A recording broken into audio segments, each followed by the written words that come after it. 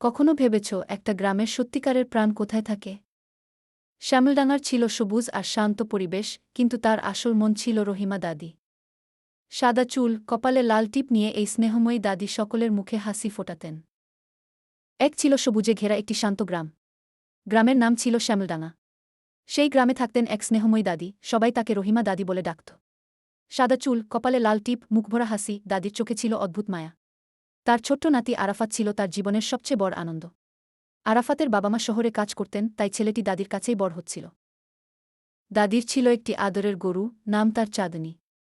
দুধে ভরা, শান্ত স্বভাবের চাঁদনি যেন পরিবারেরই একজন সদস্য। ভোর হলেই দাদি নামাজ পড়ে উঠতেন, তারপর ধীরে ধীরে আরাফাতকে ডাকতেন, উঠো বাবা, সূর্য উঠেছে। চাঁদনি অপেক্ষা করছে। আরাফাত চোখ মুছতে মুছতে উঠত, কিন্তু দাদির সাথে গোয়ালঘরে যাওয়ার কথা মনে পড়লেই তার ঘুম উধাও হয়ে যেত। গোয়ালঘরে ঢুকলেই চাঁদনি নরম স্বরে ডাক দিত। আরাফাত দৌড়ে গিয়ে তার গলায় জড়িয়ে ধরত। দাদি বলতেন, গরু শুধু পশু না, ও আমাদের রিজিকের একটা মাধ্যম। যত্ন করলে ও আমাদের ভালোবাসা দেয়। আরাফাত মন দিয়ে শুনত। একদিন বিকেলে হঠাৎ আকাশ কালো হয়ে এল।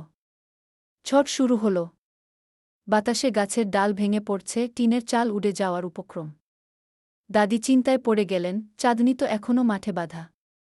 আরাফাত বলল, দাদি, আমি নিয়ে আসি। দাদি ভয় পেয়ে বললেন, না বাবা, বাইরে খুব ঝড়। কিন্তু আরাফাতের মনে সাহস জন্মেছে।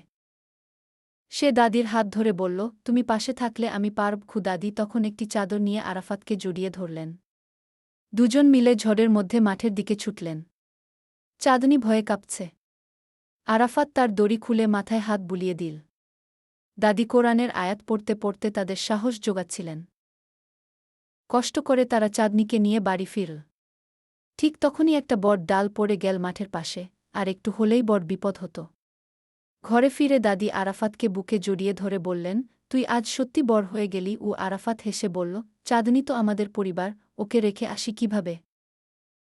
ঝড় থেমে গেলে পরদিন সকালে গ্রামবাসী সবাই জানতে পারল আরাফাতের সাহসিকতার কথা। সবাই এসে তাকে আদর করল। কেউ ফল দিল, কেউ মিষ্টি দিল। কিন্তু আরাফাত সবচেয়ে খুশি হল যখন চাঁদনি তার গালে জিভ দিয়ে আলতো করে ছুঁয়ে দিল। দিন গড়াতে লাগল। দাদি প্রতিদিন নতুন নতুন গল্প শোনাতেন, তার ছোটবেলার, গ্রামের মেলার, আর চাঁদনির মতো আগের গরুদের গল্প। আরাফাত স্বপ্ন দেখত, বড় হয়ে সে একজন কৃষিবিজ্ঞানী হবে।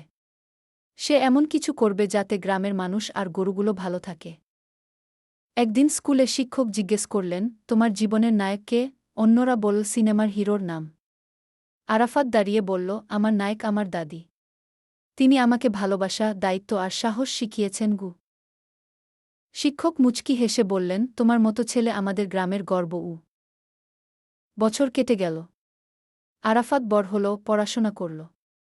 কিন্তু সে কখনো দাদিকে ছেড়ে দূরে যায়নি। চাঁদনি বুড়ো হয়ে গেলেও তাকে যত্ন করে রাখল। দাদি একদিন বারান্দায় বসে বললেন, বাবা, জীবন মানে শুধু নিজের জন্য বাঁচা না, সবার জন্য ভালোবাসা রেখে যাওয়া। আরাফাত দাদির হাত ধরে বলল, তুমি যেমন শিখিয়েছ আমি তেমনি থাকব।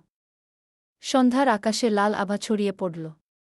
উঠোনে বসে দাদি, নাতি আর চাঁদনি, তিনজনের ছোট্ট পরিবার শান্তিতে ভরে উঠল।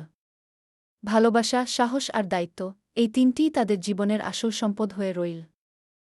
এই ম্যাজিক দেখতে চাও?